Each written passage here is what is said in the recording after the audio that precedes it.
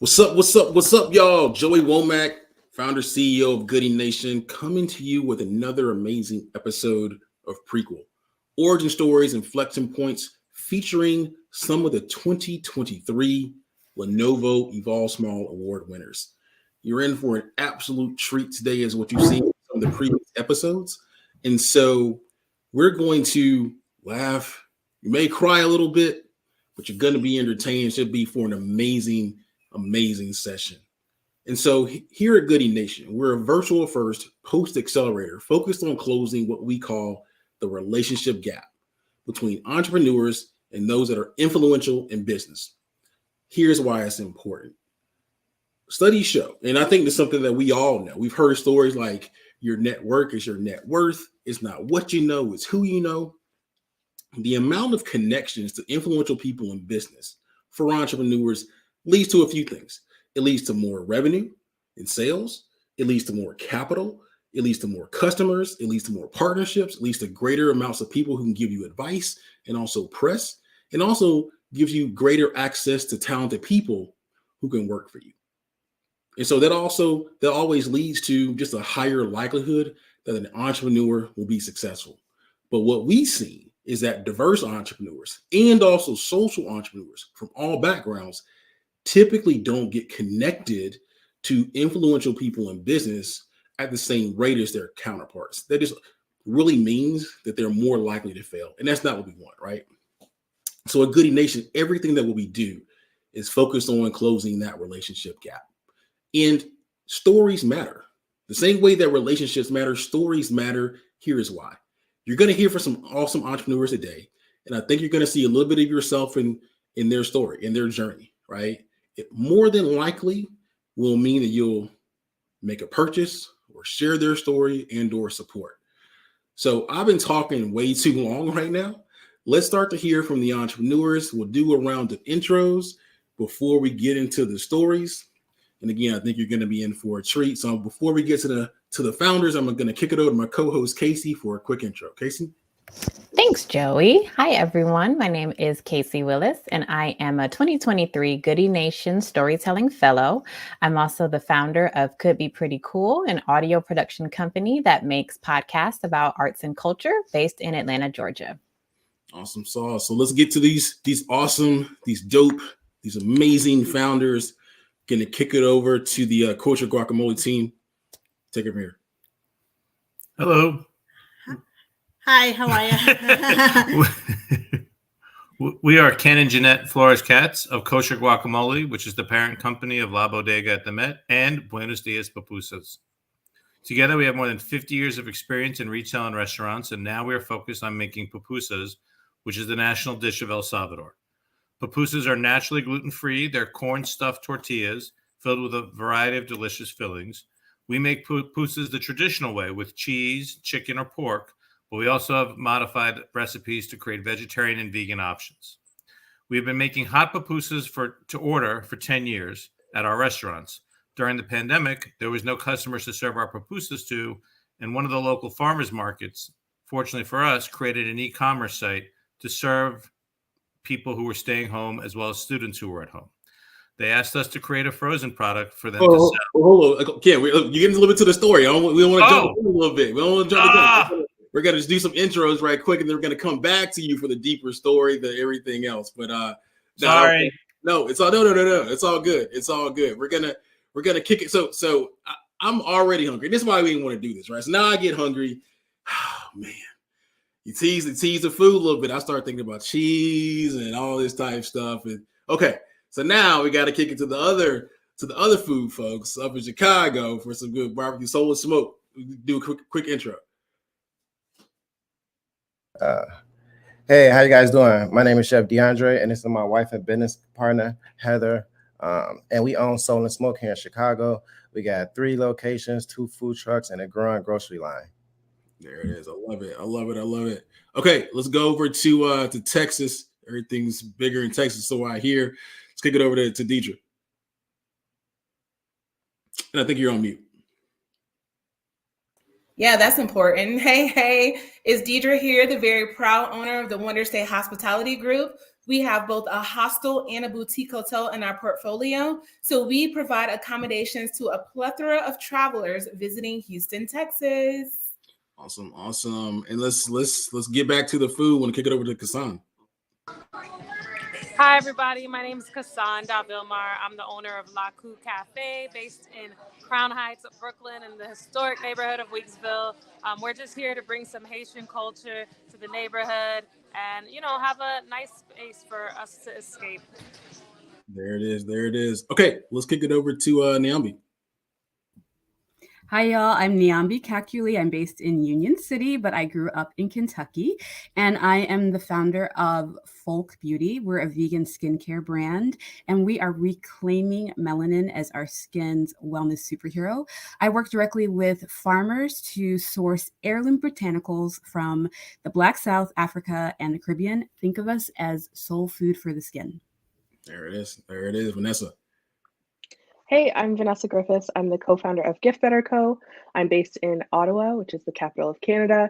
And Gift Better Co. is a high-volume custom corporate gifting company, and we empower companies to nurture relationships with their employees or their clients with meaningful gifts that give back. There it is. Speaking of gifts, I want to kick it over to Talia. Hello. I am Talia Boone, founder and CEO of Postal Petals. We are an immersive self-care and wellness company that uses fresh cut flowers and DIY flower arranging as a tool for mindfulness and creative expression. And we partner with domestic flower farms to ship bundles of fresh cut flowers to our customers for them to create their own flower arrangements. We are based in Los Angeles and we ship nationwide. There it is. And last but certainly not least, we have Tiffini. Hi, my name is Tiffini Gatlin, and I am the CEO and founder of Latched and Hook Beauty. We're located in Atlanta, Georgia, and I am a faux hair designer. I design synthetic hair extensions for Black women. Our products are non-toxic, so women who experience scalp irritation while wearing synthetic hair, our product is for you. And we just help Black women look and feel their most confident self so that they can get out the door in 60 seconds or less. There it is. Okay, so let's get into these stories. Ken, Jeanette, I want to kick it back over to you. How'd you all get here? What's your origin story? What's that journey? Well, I'm from El Salvador. He's from the Bronx, and we met in San Francisco. And we have 50 years of experience in retail and restaurant. Our pupusas, which is our new product after, serving hat in a restaurant, is the national dish of El Salvador. Pupusas are naturally gluten-free. They're corn-stuffed tortilla with a delicious variety of fillings. It can be traditional, with pork, cheese, and beans, or also we now found out that a lot of people are vegan and vegetarian, so we have those options as well. We've been making them, like she said, for a long time, but now that people are working from home and kids were staying home, we were asked to create a frozen product, and it's become very popular. And so we feel there's an opportunity for us to grow our business and provide possible more jobs, more revenue for our business, and more ways for pupusas, which are pretty unknown, to reach more people. We currently make about 1,000 pupusas a week, and we hope to get up to 5,000 pupusas at some point this year. We are definitely developing more tailored to our communities, and instead of, yes, we want to freeze them and we want to sell them, but we still want to create it in a way that is sustainable for the environment and also is healthy for us. We're working with local farmers now in the farmers markets that we participate in order to feature their products at each market, to create an interest in the community, to see things they can do with the products that are available to them in farmers markets that they've never done before. Also, it gives the farmers a chance to have a commitment to sell a certain amount of product ahead of time, no matter what the weather is the day of the farmers market.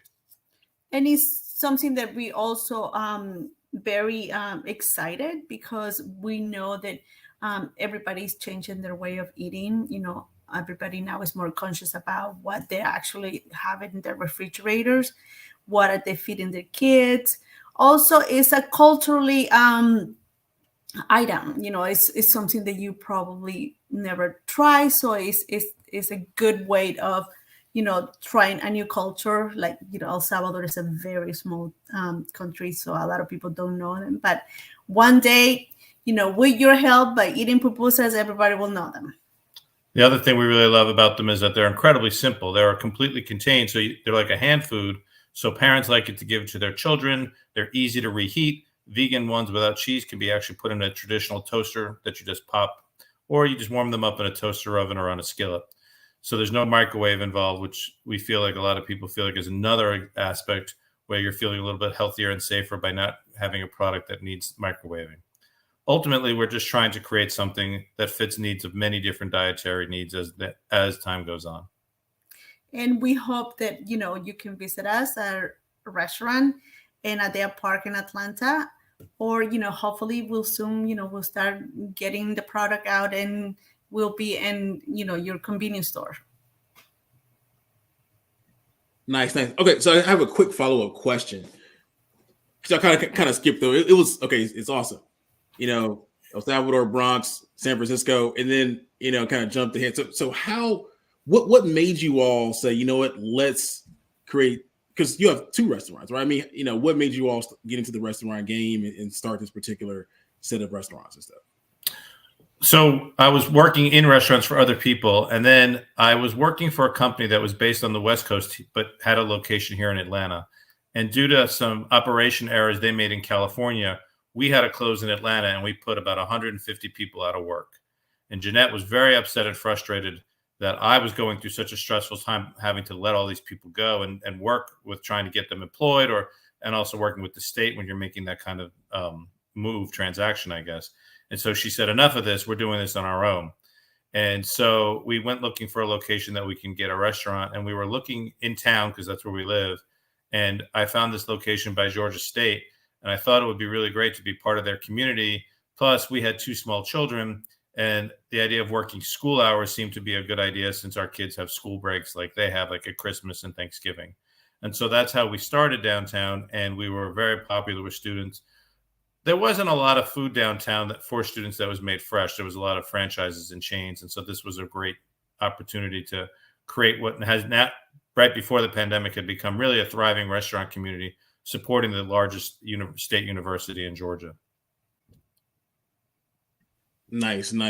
So if people want to support, order or anything like that, how can they get in contact with you all? Yeah, you will definitely find us in our website, which is La Bodega ATL, also Buenos Dias Café y Pupusería. Definitely follow us in social media. We have Twitter, Instagram, Facebook. You can definitely find us in all the apps. If you don't, you feel like you want to order something from home, you can definitely find us in Uber Eats, and also DoorDash and Grubhub. Nice. Cool. Again, so we're staying on the food tip. Want to again go to the Midwest, to the Shah. Let's talk about a little barbecue. Want to kick it up to the Stolen Smoke team.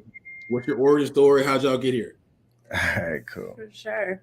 Deidre and I met actually back in 2008. We were just finishing up culinary school and were interning in Moto Restaurant, which at the time was a Michelin star restaurant here in Chicago.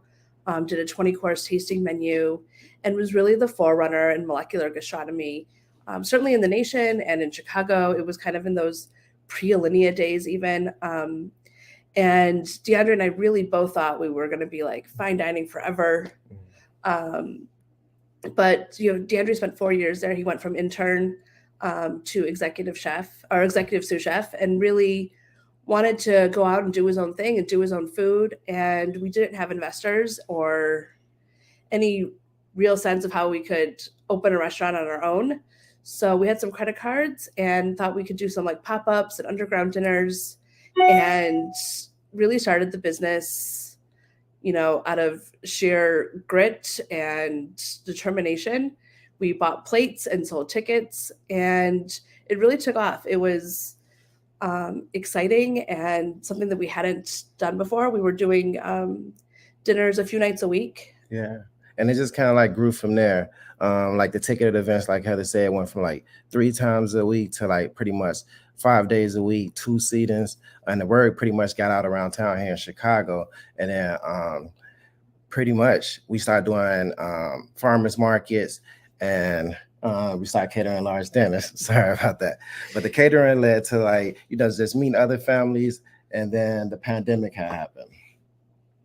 Yeah, the pandemic happened. When the pandemic happened, all of the events went away. We were catering weddings and dinner parties and things like that. And with groups not gathering together anymore, there was literally nothing. So we were really determined not to furlough any of our staff, and very quickly created a meal program designed for the school districts. So we had reached out to the community foundations and partnered with them to feed meals to anyone that was food insecure in Chicagoland. And from there, then we started selling at the farmers markets, and we purchased a food truck. And as things started opening up for the summer, it started to look a little bit more hopeful. But as things went down again in the fall, we decided to start doing to-go out of our catering kitchen. Yeah, and it's pretty much that. Once we started doing it to go out our catering kitchen, we pretty much started offering the food that we was doing, like catering. Because catering, in order for like the public to try the food, they had to be invited to the party. But by us like serving food like out the door, like we pretty much broke the portions down. We started selling ribs, mac and cheese, just like those comfort food hits, along with our barbecue. And then word got around throughout Chicago. Next thing you know, people start writing about it. We got our first like huge article from the Chicago Tribune. It was like, and then at that time it was like real interesting because one of our food writers here in Chicago was retiring, and we had 2, brand new food writers, and we was the first story. And then honestly, from there, it just like went bananas. Like after that, pretty much like our brand was getting out there. People was getting familiar with who we are. Like we said, like a couple of times we got a food truck, and then the food truck led to us being able to like go to different neighborhoods and different people trying us out. That's how the Time Out Market team here in Chicago like pretty much found us. We were at Logan Square Farmers Market, and they were here in Chicago selling our barbecue, and they thought it was some of the best barbecue they ever had. So they asked us to pretty much join, the Time Out roster, where we got like a kiosk. It's pretty much like a food hall. It's a really popular one, here in the United States. Is one that, every major city, New York, California, Dubai. And it's just like, man, rocking and rolling from there. And then we kind of like missed like an important part of the story, because as we was pivoting, we started working in the ghost kitchen concept. Yep. And that's how we got to Avondale. So the ghost kitchen concept pretty much, it's a group of small businesses all together under one roof. And the ghost kitchen was like helping us like operate it. All we pretty much had to do was make sure, the food part and our brand part, was going well. And it just, yeah, it kind of just like grew from there. We ended up moving out that kitchen, and now we got a spot on the lake here in Chicago, in that same kind of like district. The way that to go work here in Chicago, so we based out of Evanston, which is Chicago north suburb, and the way the delivery platforms work, it's like a 3-mile radius. You gotta, for people to be able to try your food. So we started going into like the ghost kitchen so we can be outside the 3-mile radius. And honestly, it was kind of like a genius marketing plan, because everybody got a chance. It's just about being available to your town, to your city, pretty much where you at. And honestly, we just like still on that wave, and it's just still going. I don't know, like what else can you like add to it? I absolutely love that perspective of before people had to be invited to the party to try our food. And during, the pandemic, you all brought the party to your community, which is like a really beautiful way to look at it. Cool. Thank you. Yeah, that's super dope, bro. I'm about to try to get from overnight to Atlanta. I don't know what would it take, but we got to figure something out here. Yeah, people can still get our products. We got our barbecue sauce online. We just launched our barbecue rub. Like we said, we expanded our grocery line. Like everything is just like we just like took risks. Tried out. Everything was about getting people familiar with the brand, and getting people familiar with the brand. We was meeting new people, and people was just wanted to work with us, and they like what we was doing. It's just like crazy. It's like a real dream, So, yeah, it's like we're in that moment right now. We're talking to you guys right now, but this is like our real life, like right now. Like shit, we like killing it in Chicago. I love it. Okay, so how can people get in contact with you? They want to cop some food or something like that. What do they do? For sure, you can visit our website at soulandsmoke.com. You can order at Toast Tap if you're in Chicago. We're in Evanston, Avondale, in the West Loop, or you can follow us on Instagram at Soul and Smoke. Awesome. Cool. Okay, let's go over to Houston. Deidre, I want to kick it to you. What's the story? How'd you get here? Yeah, so my story started a few years ago because I'm still quite young. When I was a sophomore in college, one of my professors really suggested to me that I should study abroad. I had been taking Spanish class, and she saw how interested I was in the language, and I would try to talk to her in Spanish all the time. And there was a program that was going to be taking place at my university. I'm a graduate of Florida A&M University. And fortunately for me, I took her advice and I applied for the study abroad program and I was accepted. Now, here I am. I'm from Florida, born and raised. So I thought there's no better place for me to travel than right here in my home state. So I never even thought about traveling because, hey, I lived in the most beautiful state in the world. But thank goodness for that professor that she encouraged me to go abroad because it literally changed my life. In the Dominican Republic, I literally got what was known as the travel bug. I didn't think that somebody who looked like me or had my background could get this travel bug, but indeed I did get it. And so after the Dominican Republic, I made a point to take advantage of any opportunity I could to go travel abroad, including after I graduated, I moved to Costa Rica to learn Spanish. And then because I was listening to the advice of everyone else, I left Costa Rica, got a job in Maryland. I had studied journalism in school, so I thought I was going to be the next Oprah or Barbara Walters. So I moved to Maryland with the journalism job, but 6 months after, I hated it. I was just unfulfilled, unhappy. And I thought, wow, I spent the last 4 years of my life getting a degree in something I no longer love. So I did what any normal, sane person would do. I quit my job and moved to South Korea. Isn't that what we will all do? So I lived in South Korea for a year where I taught English, and that was one of the most amazing experiences of my life. After my completion of the year abroad in South Korea, I went back to the Maryland area. This time I decided to apply for graduate school. Where during my interview with the dean at the time, she had saw my resume. Obviously, she had saw how much I had traveled and studied abroad, and she knew it was something that I was very passionate about. So she told me, well, actually, we're starting a program next semester where we're going to send 10 students to India for a summer. Is that something you would be interested in? And so obviously I said yes. I moved abroad to India where I lived for 4 months in Jaipur.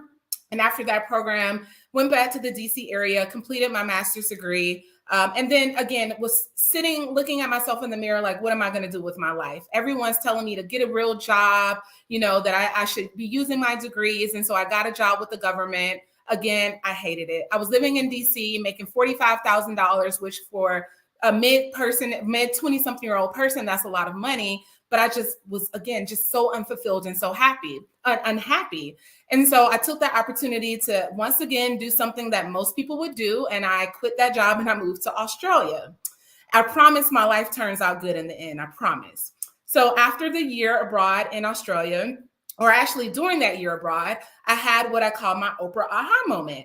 I was traveling solo throughout the country, staying in a bunch of hostels and boutique hotels. And I loved it. I was able to meet people from across the world. I was able to build these friendships and meet these amazing people. And so I said, how about I combine my passion for travel and hospitality with my passion for real estate? And how about I open a hostel? So after I left Australia, I spent a few years writing my business plan. I moved to Houston at this point after I left Australia. So I took about a year to really study the industry and really make sure that I knew what I was doing. And we opened our doors summer 2018. So we'll be 5 years old this year. And our second location, a boutique hotel, will be opening in just a matter of a few weeks.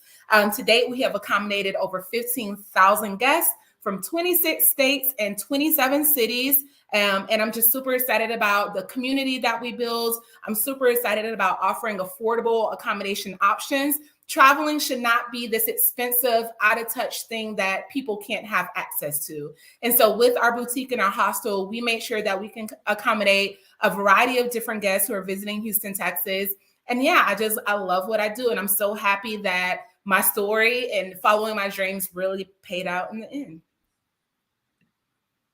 I love it. I love it. I love it. Good stuff. Good stuff. Okay. Yes, and then so if you want to get in contact with us, follow us, Wanderstay Houston on Instagram, Wanderstay Houston Hostel on Facebook. We'll be opening up the other channels for the boutique hotel as we open in the matter of a few weeks. I'm an avid traveler. I've been to 47 countries on all 7 continents. Yes, even Antarctica. I've been to Antarctica. And if you would like to follow along with my personal journeys, then you can follow me on Facebook at Deidre Mathis. There it is. I love it. I love it. I love it. Okay. Okay. Well, let's kick it over to good folk. So here's some good folk here. I knew you were going to put me next. I see what you're doing there, Joy, because I was listening to Deidre and I was like, she's my business galentine. So, you know, when people ask me my origin story, I'm 49 years old. I've had several iterations of careers, so I never really know where to start. But I think the through line for me is about building community. My superpower really is focusing in on overlooked communities and then building a network around them. I think a lot of that is because I grew up in Kentucky, and the Black community post-segregation was so united and strong, whether you were in the inner city or you were in the suburbs. We really, you know, bonded together to move our community forward. A lot of ways that we would do that is gardening and cultivating. So I think the seed of folk really is that I grew up around Black folk who were also green folk. Everybody that I knew either grew up on farms or their grandparents grew up on farms. And so I grew up thinking that Black folk are green folk. And when I went to undergrad, I did Iranian studies because I'm always interested in, you know, those communities that are overlooked and maybe misunderstood. And that journey took me not directly to Iran immediately, but I did my graduate work in London at University of London at the school that's actually called the School of Oriental and African Studies. And I did Middle Eastern studies there. And I ended up researching the African diaspora in the Middle East. So Deirdre, I got that travel bug super early as well. And I traveled all over Europe while I was a grad student. I worked at this place called the Africa Center, where I got to work on cultural and political programming. And my colleagues were from Benin and Ghana and Zimbabwe. And I was, you know, the Black American cousin showing up. And I eventually moved to Paris and lived there for 5-6 years.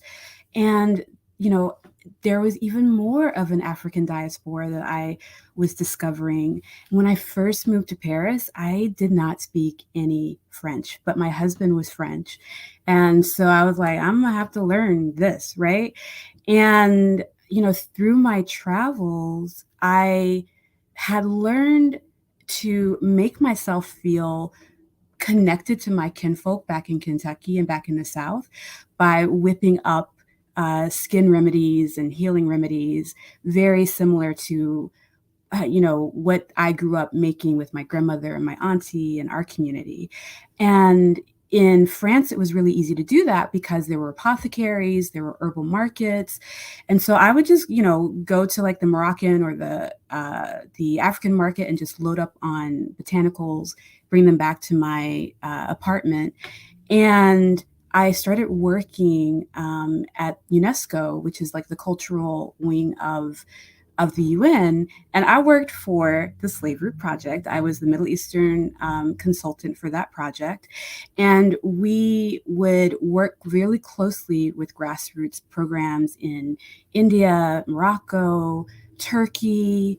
I was so inspired by just the really practical solutions that these grassroots organizers were finding for their African descent communities. And I just, kept that in mind, but I'm not from an entrepreneurial family.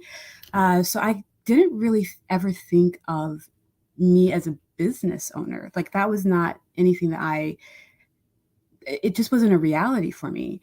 So fast forward, 2008, I moved back to the US. I had a child on the way. I literally moved back to the US when I was 5 months pregnant. I started teaching at Rutgers University, teaching African diaspora and women in the Middle East. I had gone to Iran a couple of times by then. And I started teaching, at Rutgers. And I was so stressed out, and the stress was all over my face. I did not have time to whip up my own products, and everything that I was buying was breaking me out. And so I really just wanted to build my own community now that I was back in the US. And I wanted to do it I wanted to tell all of these stories of healing of the African diaspora in my own way. And the way that I had really, experienced it was through botanicals, through plants. So that is how Pholk was born.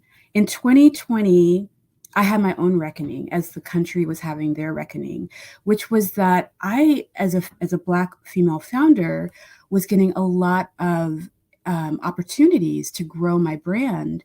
And I started thinking about, well, how can I bring my Pholk into the beauty aisle? What about the farmers in Alabama and Georgia and Kentucky and the Southeast Georgia, who are already growing okra and collards and watermelon, all of these botanicals?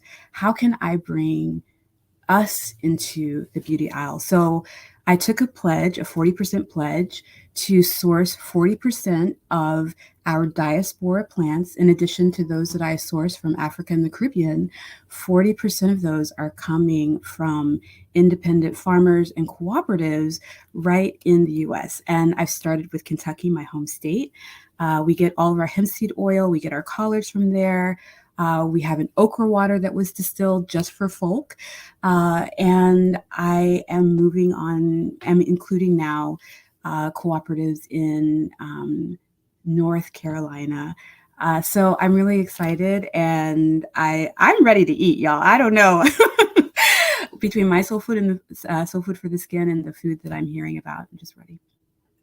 That's awesome. Mm-hmm. Good folk, good food, good people. I mean, it's amazing. Okay, so if someone wants to support or buy or anything like that, what can they do?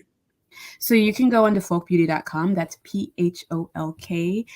Beauty.com. You can DM us at Pholk Beauty on our socials. You can also find us at 13 Loon and jcpenney.com and Black and Green, BLKGRN. And Deidre, if you're traveling through Newark, you can find Pholk at select Well Pharmacy stores in the airport. Awesome sauce. I love it. I love it. I love it. I love it. Okay, we're gonna keep this train moving. This is some awesome stories. These are just some awesome stories.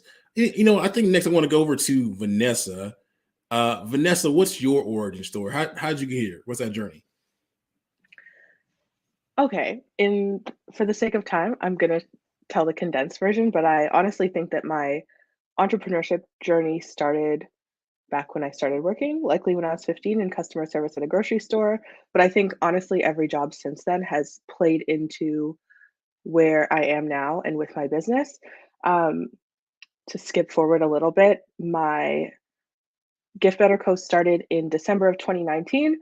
And that started after a year of brainstorming with my co-founder, who I've known now for about 10 years. She called me out of the blue one day and said, "Hey, would you ever be interested in starting a business?" I thought nothing of it because I have always been a very curious person, and I had always been side hustling and doing freelance, anything that I could get my hands on while building my career in marketing. So I was doing freelance PR, grant writing, events, anything that I could while living in Toronto. So after about a year, we brainstormed a ton of different ideas, meeting every single week. And one day I was venting about my job. I had been working at a tech startup at the time, and I was in charge of sending out all of the client gifts for holiday. So I was given a list of names, and on that list were 100 names, and I was given a budget and said, get something impressive for these people. And me being, I think I was probably 26 at the time, I had no idea what impressive meant to executives of tech companies all over North America. So I was obviously stressed out. I spent way too long, probably, thinking about what to get, what impressive meant to George in Silicon Valley or Sam in New York City. And I was venting about that to my business partner. And that's where we kind of came up with the idea of what if corporate gifts just existed that were already pre-packaged and pre-curated, but were actually full of things that people were excited to receive. I would imagine that many people have been on the receiving end of some branded items that they quickly tossed in a junk drawer or in the garbage, or just sat on their desk collecting dust for years before they finally threw them out. We wanted to try really hard to avoid that. One of the things that I realized as I was going through all the stress of trying to figure out what to get for these executives that were clients of our company, or sorry, of the company that I was working for at the time, was that I would finally go and find a gift. I would reach out to them to ask what they wanted to, or where the best place to send the gift was. And they would say, no, thanks, make a donation instead, which I loved. Everybody, I, as the sender, could feel great about that. The person that was going to receive the junk could just say, no, thanks, donate to my favorite charity. But as a marketer, I could definitely see the issue of not being able to get our brand in the hands of the person who was going to receive the gift, which is like half of the goal of corporate gifting, if we're being honest. So that's why my business partner and I started tying in the charitable element of each gift that we send. So we curate gifts from scratch based on whatever our customers are looking for. We do a discovery call and learn as much as we can about the actual gift recipients. We learn about the culture of the company, any corporate social responsibility objectives that they're trying to really pursue, as well as event themes and things like that. We curate a gift that's very custom tailored, and then we tie that gift to a social action. So some of our gifts plant trees or donate meals to food banks or donate technology to people in need. And we really try to cater to really align with the company that we're working with. So we've been going pretty strong for almost 3 years now. In that time, so much has happened. A year after, or a few months after we started, the pandemic hit and companies were not spending any money on anything as frivolous as corporate gifting. So we kind of had to recalibrate and figure out how we were going to survive what we thought was going to be a 2-week lockdown. So during that time, we really found a niche with private financial advisors and private consultants who suddenly were looking for a meaningful way to connect with people, but couldn't have lunches or hit golf courses with their clients. So that's kind of how we made it through the majority of the pandemic.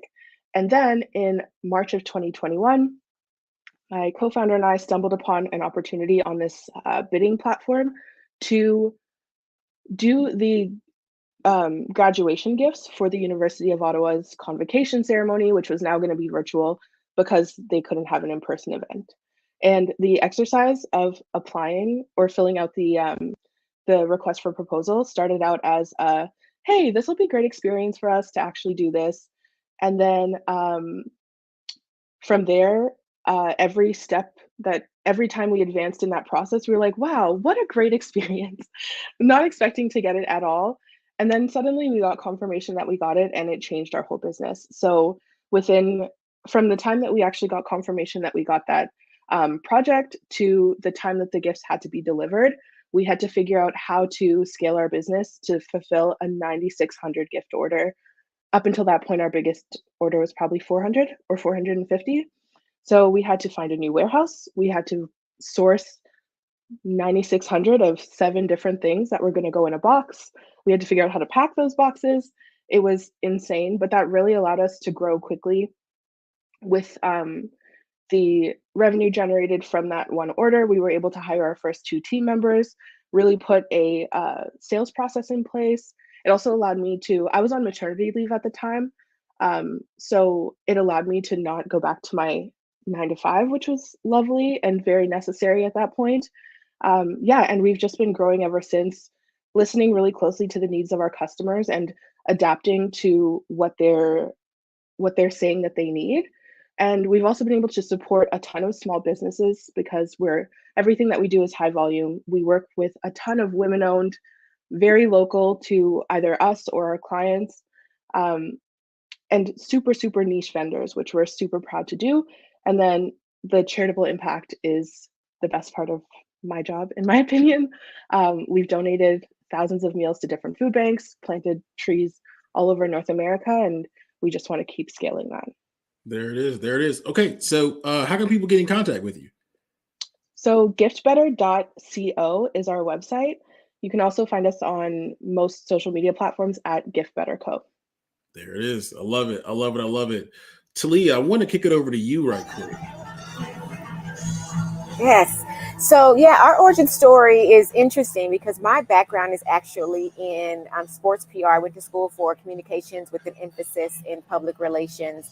And I worked several years in marketing, communication, brand strategy, and partnerships, and the NFL and then around various sports and entertainment assets. And the way that I came to flowers is that several years ago, a really good friend of mine invited me to a flower arranging workshop, really as just a friend activity. And I found it to be incredibly relaxing and therapeutic, and continued to do it time and time again. Just whenever I would feel stress or anxiety, I would flower arrange, just really, again, as a form of like stress relief or a way to just kind of like deal with anxiety. Fast forward to the very early weeks of the pandemic, when we were all just barely getting on lockdown here in LA after the first maybe 6 weeks of what was supposed to be 2 weeks in quarantine. Once we started to realize that this was not going to be as temporary as we were initially led to believe, I kind of really started to panic around what this meant for the uncertainty around what was going to happen for my business, my family, all of those things. And it was actually my therapist who suggested that I try flower arranging. She just said, Talia, I haven't heard you talk about flower arranging in a while. Why don't you try that and see if that helps you to kind of calm down and decompress from the very understandable, kind of anxiety that I was feeling, around the pandemic. And so I was like, oh, that's a really great idea. The problem was that the LA flower market was closed due to lockdowns. And so I had to figure out, how to get my flower fix without getting it from the places that I would normally get it. And so that really sent me on a journey to find a company online who I could order flowers from, fresh cut flowers, that they could ship me a consumer size box of flowers. And to my surprise, I couldn't find anything. There were no companies, even though there were tons of flower companies that would send you bouquets and arrangements. That wasn't what I was looking for. I was looking for fresh cut flowers that I could arrange on my own. Ended up stumbling upon this wholesale flower distributor that shipped really large volumes of flowers to his customers nationwide. And I called him really just, with the audacity to see if I could change or ask him and, convince him to reduce his minimums just enough to send me a consumer size box of flowers for me to arrange at home. And he right away told me no, but he was really gracious in his no. And he and I ended up on the phone for about 2.5 hours. And at the end of that conversation, I realized 2 things. One was that what I was looking for did not exist in the marketplace currently as I was looking for it.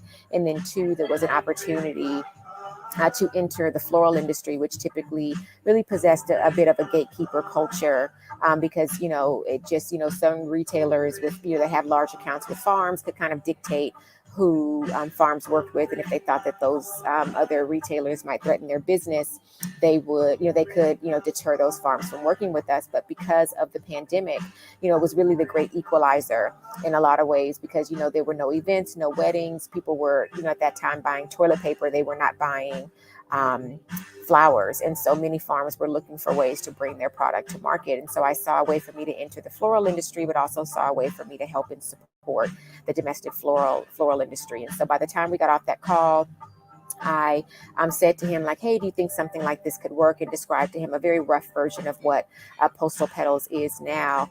And he thought about it and said, well, if you'd asked me 4 months ago, I would have said, absolutely not. But now, given the current state of things, something like that could possibly work. And that was the first week of May 2020, the week before Mother's Day. And by the end of July of 2020, we launched Postal Petals in beta with over nearly 25 partners signed up to ship for us. What we do is we ship, again, fresh cut flowers to our customers nationwide for them to create their own arrangements. We were in beta for about 6 weeks, and then we launched wide in September. And since September 2020, we've just been off to the races. We've been featured in Forbes and Essence, Black Enterprise, GQ, Good Housekeeping. We now do virtual and in-person floral design workshops. We do B2B offerings with our workshops for employee team building, corporate wellness. We also do corporate gifting. So Vanessa, I'll definitely be following up with you because there may be some ways that we can do some collaborations. And we're just continuing to grow, and I'm incredibly grateful.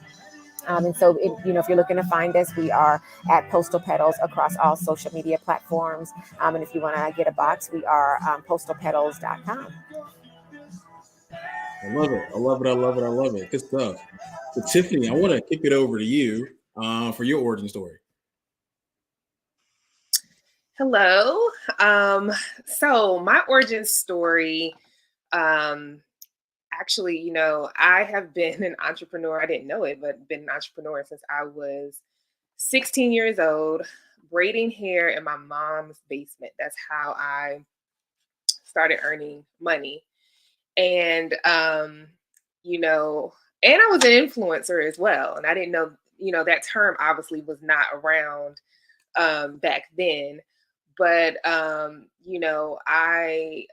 would capture, all of the students in my school and get their numbers and, tell them to page me. For those who know what a pager is, I know I'm dating myself.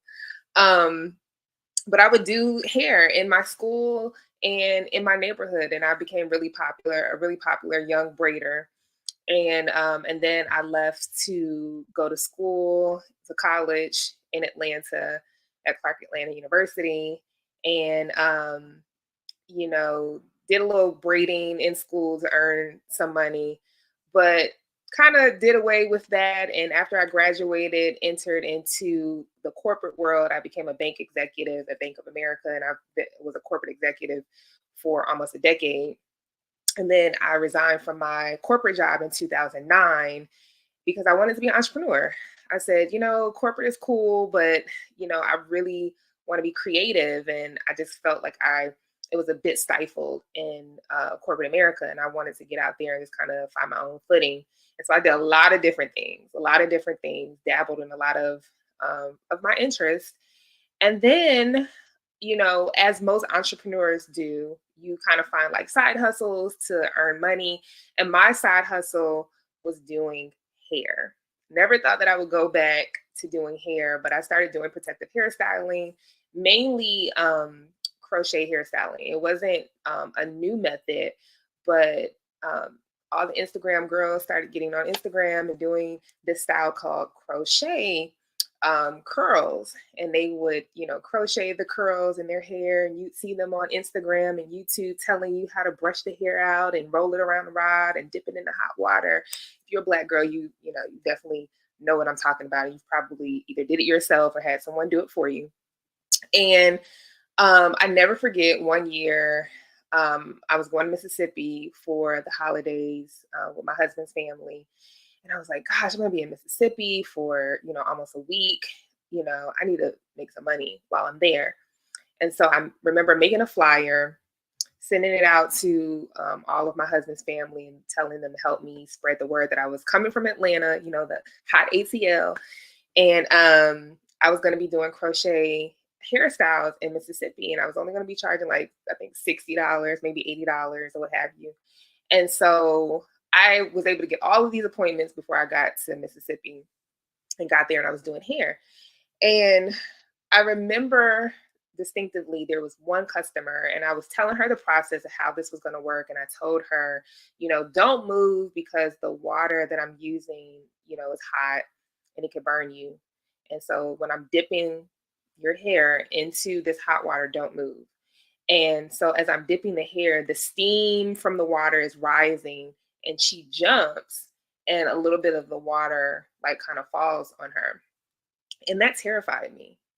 And on the ride back home to Atlanta from Mississippi, I remember sitting in the car and was like, you know what, this is ridiculous. Like, as cute as this style is, like, I'm not trying to get sued by someone for like burning them with hot water. It has to be a better way. And so when I got back to Atlanta, I remember going to the beauty supply stores and walking up and down the aisles trying to see if there was something available where these curls were like already curled. And so you didn't have to like go through this whole process. And at that time, nothing existed other than braiding hair. There was no crochet anything in the market at that time. And so I created my first beauty brand, which was called Curl Colon Hair Collection. And I created the first pre-curled and loop crochet hair where women could install this hair without rolling it, without dipping it in hot water, without, potentially burning themselves. And I didn't have any competition on the market. And so it was amazing for the first 2.5 years with not really having any competition. And I ended up selling that company. And then I ended up starting Latched and Hooked. And when I started Latched and Hooked, it was really funny because, people were, sending me messages basically telling me that I was copying off of Curl Colon, not knowing that Curl Colon was actually the brand that I started and sold. And it was at that point that I said, I really need to find a way to differentiate myself from Curl Colon, because a lot of people think that we're the same company or that I'm copying off of that business. And it wasn't until my daughter got her hair braided for the first time, and she ended up suffering from scalp irritation from some braiding hair that we purchased from the beauty supply store.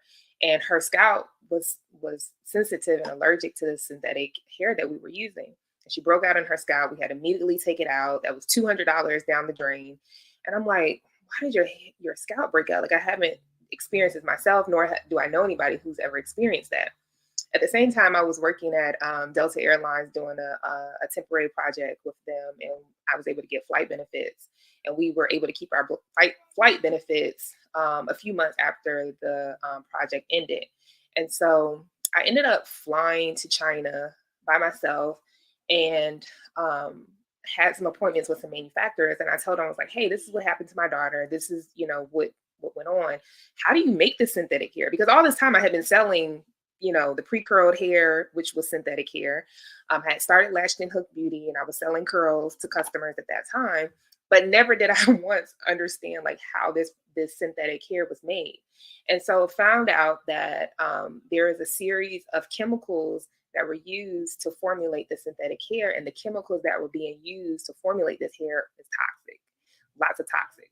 So a lot of women, not just my daughter, was experiencing scalp irritation because of the toxins, the chemicals used to formulate this product. So I was able to partner with them to create a proprietary formula where we took out a lot of the toxins and replaced them with non-toxic chemicals. And that was the thing that separated me from my old company. And it is now our number one product, and it's the product that is responsible for 90% of our revenue. And not only did I get to help my daughter, but I've been able to help women globally across the globe be able to wear protective hairstyles without feeling pain. Because we really believe at Latched and Hooked Beauty that, beauty should not equal pain. And we want our customers to feel as good as they look. We don't want them to just look beautiful. We also want them to feel beautiful while wearing the product. And so that's what we've been doing for almost 7 years. And, that's how I got into the beauty industry. And I love it. I love it, and excited to be here still. I love it. I love it. Okay, so how can people, though, get in contact with you? Yep. So we are on all social media channels at Latched and Hooked, just the letter N, Hooked. I'm also on all social media channels, Tiffini Gatlin, if you'd like to follow my personal journey. And also, we're going to be on QVC. I'll be the first Black-owned, woman-operated hair extension brand to ever sell on QVC, and I'll be on QVC next Saturday around the 7 a.m., 7:30 mark. So if you're free, please tune in and support, because I don't want to be the last Black woman to sell hair extensions on QVC. There it is. I love it. I love it. I love it. Okay, so we started on food. We're going to end on food. Cassandre, I want to kick it over to you for your origin story. Hi, everybody. I guess I should start with my heritage. My family is from Haiti. I was born in New York and I was raised in Miami, Florida. All of this is relevant. My education was in the Seventh-day Adventist Church, which I'm no longer a part of. But it definitely informs the food that I was exposed to growing up, which was a combination of vegetarian food, vegan food, kosher food, and as well as Haitian food. I ended up attending University of Miami for undergrad, where I majored in finance and accounting. And by 2010, I found my way to New York City, where I attended NYU Law School. By that time, I realized that law was not what I really wanted to spend my life doing. And in fact, I had a strong interest in business. But, I decided to find a space in the legal profession that exposed me to business, and that was M&A. So I did M&A law for a few years, and then I got an opportunity to jump to the business side, where I did mergers and acquisitions, work on the business side as an investment banker. While I was working as an investment banker, I got exposed to all these different companies, from chemical companies to pigment companies to,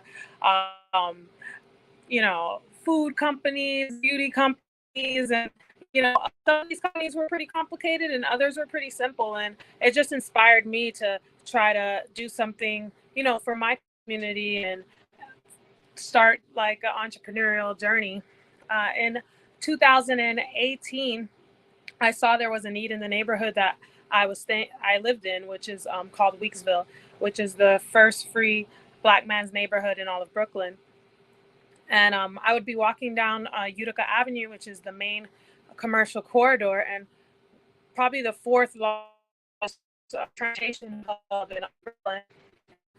All the commercial stores were shuttered and they were now occupied, and it kind of just sent a message to the people in the neighborhood that they weren't really worth being invested in. It's not that the folks in the neighborhood didn't want, places to eat or places to grab a drink or, places to, shop, but instead they were going to other neighborhoods to get those items. So, I saw opportunity, when it came to sitting down and like using the internet or anything like that. The only place that you can like sit down and do that was McDonald's in my neighborhood. The history of the neighborhood inspired me to create Lakou Cafe, and Lakou is Haitian for backyard, but it also has multiple meanings. Essentially, it's the place where the community gathers. It refers to folks who live in the countryside in Haiti, who practice a lot of self-determination and don't rely on the government. And I just saw a lot of parallels between the history of Weeksville and what Lakou Cafe can bring to the neighborhood by pretty much inspiring folks to really invest in the neighborhood and to, have a place where they can escape. Because a lot of times, particularly as, more lower income in lower income Black communities, having a personal space, particularly in inner cities, is really difficult to find. So I just wanted to create a space for folks in this neighborhood to, be able to forget about their problems for a moment. So Lakou Cafe was born. Funny enough, in the process of getting equipment for Lakou Cafe, I actually met the founder of Pholk Beauty. I believe it was a cafe called Freetown Cafe in Newark, New Jersey, where I ran into her and learned about her business. So it's funny to be on the panel today with her right now. But essentially, you know, I built this cafe without having much of a hospitality background. You know, I've definitely had to humble myself from, you know, working behind the bar to working as manager, and now just getting a chance to really work on growing the business. We've been featured also in like Forbes and Time Out New York. You know, we've done a lot of pop-ups as well with Black Owned Brooklyn. And, you know, this next year, we're just hoping to expand further through acquiring the building that we're in, and eventually by having another location. I love it. I love it. There it is. And y'all, some folks have met before. That's awesome. Good folks have met. There it is. How can people get in contact with you? Sure. Well, you can follow us at Lakou Cafe on Instagram or on Twitter, also on TikTok. On Facebook, we're Lakou Cafe BK. And our website is super ideal, lakoucafe.com. We actually have a ton of events lined up because we recently got a liquor license. And, you know, if you ever want a place to hang out and to just meet folks in the community, you can come to our location at 195 Utica Avenue in Brooklyn. Also, if you're not in Brooklyn, we do have an online marketplace where you can buy Haitian goods such as Haitian peanut butter or Haitian coffee, Haitian snacks as well. So yeah, check us out. There it is. Awesome sauce. Awesome sauce. Literally. Cool. All right. So again, I told you, everyone, you're in for a treat, and you definitely got a treat there. It took you all around the world, like not literally, but essentially, like figuratively, literally, however you want to describe it, right? Some awesome founders doing awesome things, and hopefully you saw a little bit of yourself in their stories. Like we heard resilience, grit, all kind of amazing things. So here's what my ask is to you: is support. Simply to support. And so they also gave you their contact information, but you can find out more about them using the link on the bottom of the screen. You could just simply also just go to goodienation.org and find out more about them, including other ways to get in contact, right? And so in order to close the relationship gap, we have to be intentional. That's why we call the program at Goodie Nation Intentionally Good. So we talk about being intentional. It means taking 15, 20, 30, maybe 60 minutes a month and determining ways that you can support, right? So let's talk quickly about ways that you can support. First, probably the easiest thing to do is to make a purchase. Put some money in their pockets, right? Or have somebody in your network to do the same. If you make some purchases, it makes their life a little bit easier. You can also spread the story about their work, social media, email, and the like. Additionally, perhaps they're looking to raise a little bit of capital, right? So you can provide some capital, or someone in your network can. Maybe they're looking to hire, or maybe they're looking for advice or something like that. These are all the ways in which you can be intentional about supporting them and closing that relationship gap. We go from actions that turn into habits after 6 months of doing this. Actions turn into behavior. And then as your social circle does the same thing, it turns into a culture of supporting awesome entrepreneurs, particularly those that are diverse or making the world a better place with their impacts, right? Again, this is how we be intentionally good, and this is how we make the world a better place for us all. So once again, I'm Joey Womack, founder, CEO of Goodie Nation. Thanks for tuning in. We'll see you in the next episode. Peace out, y'all. Stay magnetic and outwork yesterday.